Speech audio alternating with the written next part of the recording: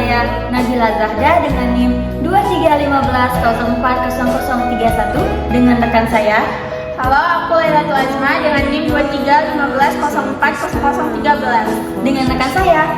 Dan saya Dela Suraya dengan NIM 2315040022. Kami dari kelompok 6 dengan membawakan materi yaitu permasalahan moral pada masa remaja. Saksikan. Apa itu moral? Baik, di sini aku mau jelaskan pengertian masa remaja. Teman-teman pernah nggak sih kalian ngalamin masa remaja yang penuh drama? Ada yang mulai naksir orang, berantem dengan orang tua, karena tidak dibolehin pulang malam, atau mungkin bingung aku tuh sebenarnya siapa sih gitu, tujuan hidup aku tuh apa. Nah, sebenarnya kalian nggak perlu khawatir karena hal-hal seperti itu wajar banget dalam hidup. Masa remaja itu kayak istilahnya kayak di film-film penuh plot twist. Tapi kalau kita perhatiin, disinilah moral karakter kita mulai terbentuk dan kepribadian kita mulai terbentuk. Nah, kita masuk ke masa remaja. Apa sih yang terjadi pada masa remaja ini? Masa remaja itu semacam kayak sebuah game gitu. Waktu kecil kita cuma tahu yang penting aku tuh nggak dimarahin orang tua gitu. Tapi di masa remaja kita mulai mikir kenapa sih kita harus taat akan aturan gitu. Apa sih arti keadilan? Kalau aku melanggar, siapa yang merugi? Nah, disinilah kemampuan berpikir abstrak kita mulai muncul, seolah kita naik kelas dalam sebuah game itu, dari kita mulai melihat tutorial hingga ke hard mode gitu. Di sini kalian takut dulu, ini nggak membosankan. Kita membahas teori yang pertama, ada Colbert. Aku di sini menyebutnya si pahlawan keadilan. Colbert bilang di masa remaja kita masuk ke tahap post conventional reasoning. Bahasa gampangnya kita mulai mikir yang benar itu kayak kita mulai mikir yang benar itu nggak selalu salah dan aturan itu nggak selalu benar gitu. Jadi kalian punya prinsip keadilan yang lebih universal gitu. Contoh, misalnya kalian tahu aturan di sekolah itu dilarang bawa HP, tapi bayangin kalau misalnya di situasi darurat kayak teman kalian pingsan nih, jadi harus tentunya kita harus ngabarin orang tua teman kita kan. Nah, jadi kita tuh kayak mikir gimana ya caranya biar bisa nelfon orang tua ini, sedangkan HP aja nggak boleh dibawa gitu. Tapi ini kita harus mentingkan nyawa orang lain juga kan, nyawa teman kita sendiri. Nah, disitulah kita mulai mikir, itulah namanya post conventional reasoning itu tadi. Dan yang kedua ada Piaget. Menurut Piaget, remaja itu sudah sampai tahap formal operational reasoning. Artinya kita nggak cuma mikir soal benar salah, tapi juga mempertimbangkan konsekuensi jangka panjang. Jadi kita mulai memikir dengan logika untuk mengambil keputusan. Misalnya teman kita ngajak cabut kuliah, dalihnya kayak ayolah itu dosen nggak bakal tahu kok. Tapi di sisi lain kita mikir kalau kita bolos, kita ketinggalan materi, tidak ngumpulin tugas, nanti ujung-ujungnya waktu ujian kita yang susah sendiri kan. Nah, keputusan yang kalian ambil untuk tetap masuk kelas itu karena kalian mikir logis, bukan sekedar ikut-ikutan bolos aja. Dan yang selanjutnya ada Haidt di sini bilang moral kita tuh lebih banyak dipengaruhi oleh intuisi atau perasaan daripada logika. Jadi kadang sebelum kita mikir panjang, hati kita udah bilang ini salah atau ini benar ya. Baru setelah itu kita cari alasan logis untuk mendukung perasaan kita. Contoh, kalian pernah lihat seseorang kasih kursi buat orang tua di kereta? Nah, padahal nggak ada peraturan yang maksa kita sih, tapi di hati kita pasti ada suara kecil, kok nggak sopan banget sih? Itulah yang dinamakan moral intuitif kalian yang bicara. Nah, selanjutnya masuk ke faktor yang mempengaruhi moral. Keluarga itu kayak ibaratnya sekolah pertama kita dari orang tua. Kita belajar nilai-nilai dasar kayak sopan santun, jujur, atau tanggung jawab. Nah, siapa di sini yang waktu kecil selalu disuruh atau diingatin dengan orang tuanya untuk selalu bilang terima kasih? Pasti kan? Jadi kalau orang tua kalau kita nggak bilang terima kasih ke orang yang udah bantu kita atau segalanya atau apapun itu, pasti orang tua marah kan. Nah, disitulah orang tua ngajarin kita untuk selalu menghargai orang lain. Nah, yang kedua ada sekolah. Nah, di sekolah kita nggak cuma belajar teori, kita nggak cuma belajar akademik, tapi kita juga sering diuji moralnya oleh guru. Kayak misalnya kalau kalian nemu dompet, apa yang kalian lakuin? Kalian ambil atau kalian jujur? Kalian kasih ke guru kalian? Nah, kalau kalian jujur, disitulah nilai tanggung jawab kalian diuji gitu. Nah, yang ketiga ada teman sebaya. Teman sebaya itu kayak ibaratnya remote gitu.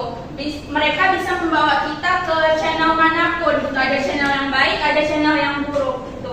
Peran suara hati dalam mengendalikan perilaku. Nah, kita perlu mengetahui dulu apa sih maksud peran suara hati dalam mengendalikan perilaku. Nah, maksud di sini adalah merupakan kesadaran moral yang mana kita itu memberikan petunjuk tentang apa yang benar dan salah terhadap tindakan kita. Jadi dari peran suara hati ini terdapat di dalam beberapa pembahasan. Pertama, tanggung jawab remaja. Kalau tanggung jawab remaja ini pasti nggak asing lagi ya bagi teman-teman. Ada tahu nggak sebelum dijelaskan ini apa sih tanggung jawab remaja?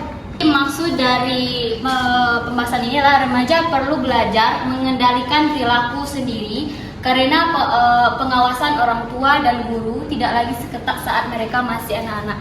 Nah, kalau masa remaja ini adalah masa kita sudah masuk bertumbuh ya. Jadi, di mana pengawasan orang tua atau guru sudah tidak mulai lagi lekat pada diri kita. Jadi, si remaja ini sudah bisa bertanggung jawab terhadap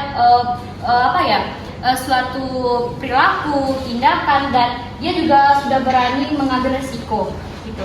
Jadi maksud bertanggung jawab di sini adalah si remaja ini itu sudah bisa mengambil keputusan yang bijak dan mengambil resiko dan bertanggung jawab terhadap apa yang dia gitu. Yang kedua, efek pengendalian eksternal.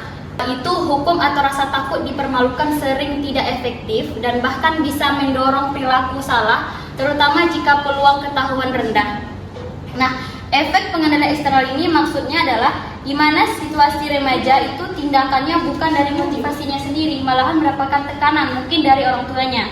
Contohnya nih, ada nggak sih teman-teman di sini yang mau giat belajar tapi dari tekanan gitu dari orang tua? Ada. Oke, jadi kalau tekanan dari eksternal ini kalau kita belajar tuh niatnya kan emang dari motivasi kita, dari tujuannya untuk belajar gitu. Tapi kalau kita dapat tekanan, apakah kita itu kayaknya senang nggak dapat tekanan?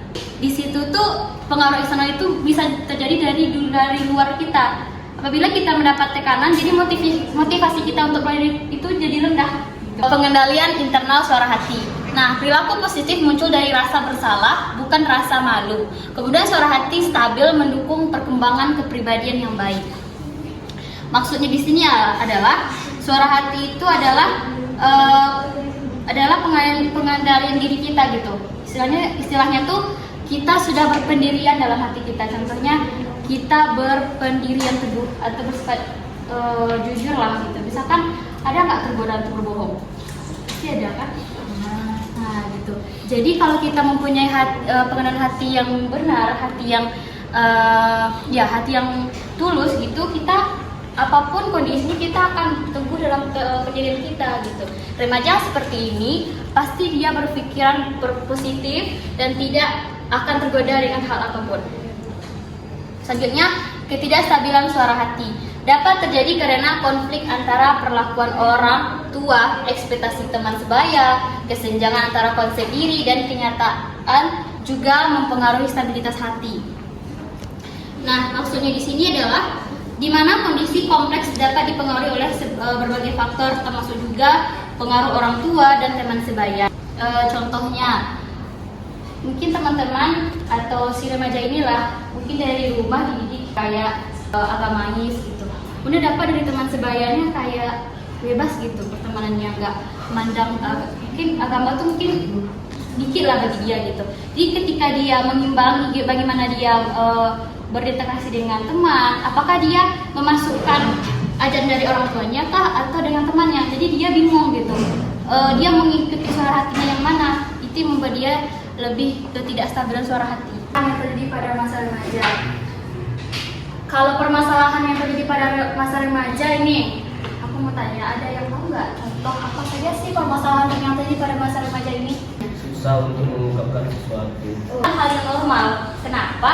Karena kita emang tahapnya seperti ini, perubahan hormon, mood swing, kemudian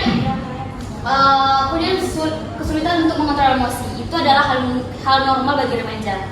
Kemudian tekanan teman sebaya. Nah, dari tadi kita kan mendengar teman sebaya kan tentang remaja. Nah, sebenarnya tekanan teman sebaya, krisis identitas, ini adalah merupakan yang saling berkaitan. Kenapa? Tekanan teman sebaya dan krisis identitas ini saling berkaitan karena kalau tekanan sebaya ini mungkin kita kayak contohnya nih, ada laki-laki ini kalau dia suka merokok nggak sih? Kalau ya secara besar ya kita lihat laki-laki itu biasanya kalau tekanan kayak bisa ngikutin teman ya, kalau nggak merokok dia kayak agak keren atau dia nggak dianggap circle show keren mungkin ya. Nah, identitas di sini adalah maksudnya adalah dimana masa remaja ini mencari jati diri dan identik dengan remaja yang mencoba-coba gitu. Jadi masa remaja itu masa mencoba-coba, yang mencoba ini, mencoba itu, pasti dia pengen gitu kan. Jadi bagaimana sih untuk mengatasi ini kedua ini? Caranya itu adalah kita mungkin kayak di sini kita bisa curhat sama orang tua atau teman-teman yang dekat gitu. Tapi teman yang emang benar percaya ya, gitu. Itu cara meminimalisirnya. Kemudian masalah akademik itu tekanan untuk berprestasi menyebabkan stres dan kurangnya motivasi belajar. Masalah akademik ini pernah nih tadi saya singgung di pembahasan yang sebelumnya. Masalah akademik ini adalah ketika kita salah jurusan. Masalah ini contohnya nih kita mau masuk univ yang favorit sih menurut kita dari SMA atau pesantren gitu. Tapi berlawanan dengan keinginan orang tua gitu. Jadi kita itu tertekan karena ingin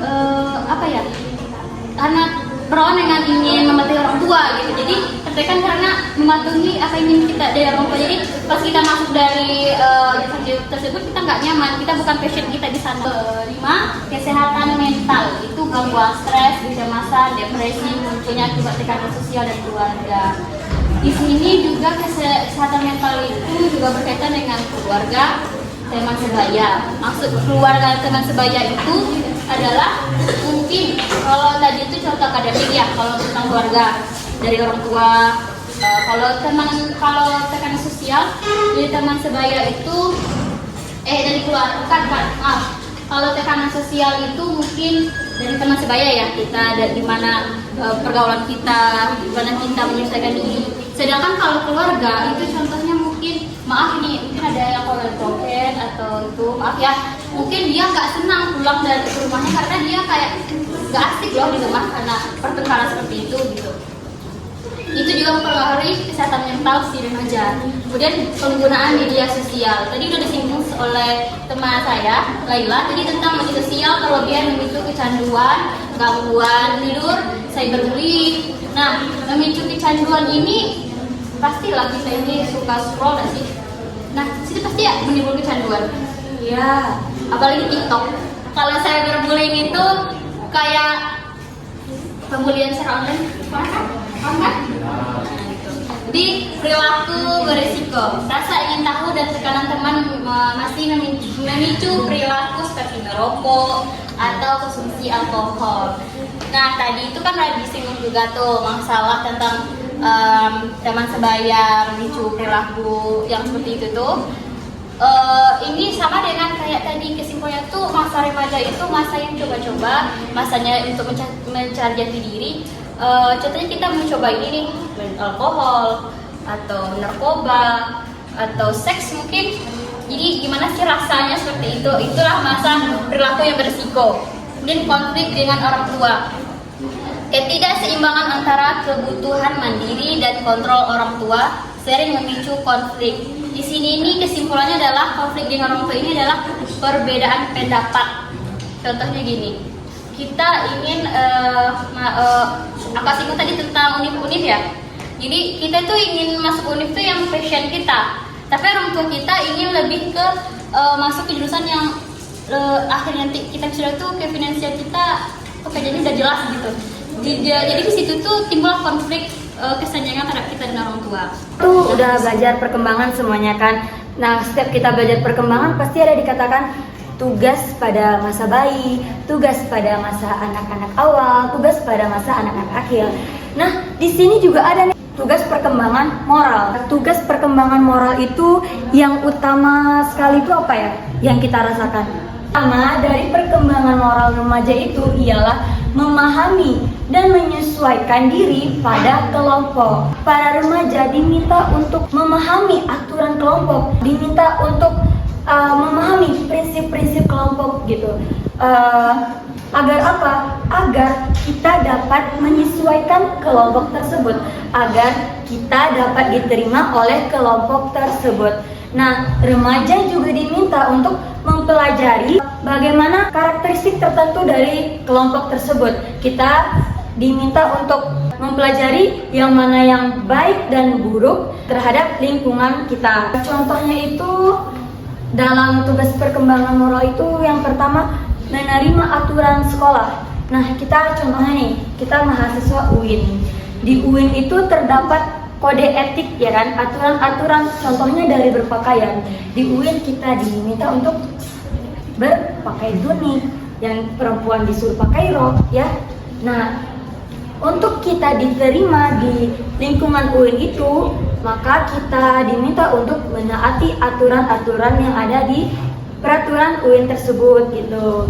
Nah, kalau misalnya kita sudah menaati aturan yang ada pada kelompok tersebut, maka kita akan diterima pada kelompok tersebut. Kita nggak ada tuh ceritanya kita nggak akan di drop off atau kita nggak akan diberhentikan sementara atau apapun gitu. Yang kedua, dalam tugas perkembangan moral itu ialah belajar menghormati pendapat. Nah, kita tiap manusia tentu beda-beda dong dalam proses mentalnya. Tentu beda-beda dalam proses kognitifnya. Nah, makanya itu yang menyebabkan perbedaan pendapat. Disinilah kita mulai mempelajari perbedaan-perbedaan itu. Perbedaan pendapat itu wajar, cuman kita harus mengalah atau misalnya nggak harus loh pendapat kita aja didengar gitu. Mungkin kita, oh iya benar juga nih kata dia, mungkin pendapat dia benar ya kita terima. Kemudian ada mengembangkan sikap peduli. Itu kan relate banget ya untuk kita sebagai mahasiswa psikologi. Untuk psikologi itu kan objek kajiannya manusia. Nah, disinilah kita tuh memahami hakikat manusia. Yang hakikat manusia itu kan ingin dipahami, ingin dihargai, ingin diakui keberadaannya. Nah, disitulah kita merelasikan untuk oh ini dia juga manusia, oh kita sama dengan kita semua sama, berarti kita tuh sama-sama ingin dihargai, sama-sama ingin diakui keberadaannya. Karena pernah nggak sih kita tuh ada tapi dianggap tidak ada? Siapa yang pernah? Pernah ya kan? Gimana rasanya? Sakit. Nah, makanya di sinilah kita belajar untuk memperlakukan orang sebagaimana hakikat manusia tersebut agar kita dapat mudah menyesuaikan dan kita juga dapat diterima oleh kelompok tersebut. Untuk melakukan tugas perkembangan moral itu tentu ada dong namanya tantangan, sehingga dapat menghambat kita untuk menjalani tugas tersebut. Dia itu sangat mempengaruhi kepribadian kita, sangat mempengaruhi perilaku kita. Karena adanya satu ini tadi, apa ya? Lingkungan. Nah iya benar, lingkungan. Entah dia lingkungannya baik atau lingkungannya buruk, entah dia lingkungannya negatif atau positif, itu sangat mempengaruhi kepribadian atau tingkah laku kita. Nah, dan yang menjadi penghambat dari tugas perkembangan moral itu ialah lingkungan yang negatif. Dimana kan kita semua ngekos nih, ya kan? Kita ngekos tapi dapat teman kos atau tetangga kos yang toksik gitu. Dimana kita tuh udah capek pulang dari pagi sampai sore kuliah, udah capek mendapat tekanan dengan banyaknya tugas, sampai kita ke rumah, sampai kita di kos, kita tidak ada tuh namanya dukungan atau support. Tentu itu membuat menurunnya kita dalam motivasi kita untuk belajar, ya kan. Kita tuh diminta untuk mencari lingkungan yang positif. Support itu tuh sangat berpengaruh untuk proses kelancaran kita dalam menjalani tugas perkembangan moral ini. Yang menjadi hambatan pada tugas itu yang kedua ialah dilema moral remaja kita. Contohnya kita masih remaja, kita diminta untuk mencari identitas diri, sedangkan kita dituntut dari yang lain untuk menjadi dewasa.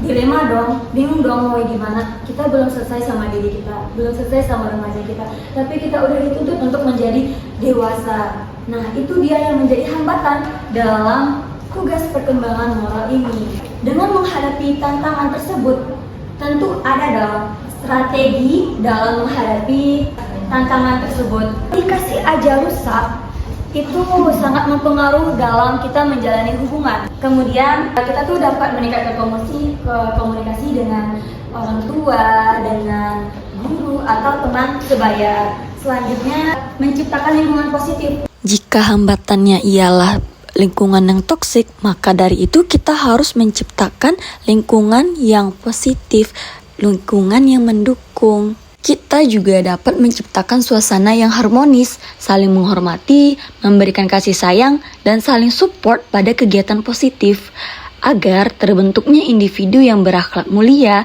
dan jauh dari perilaku yang menyimpang.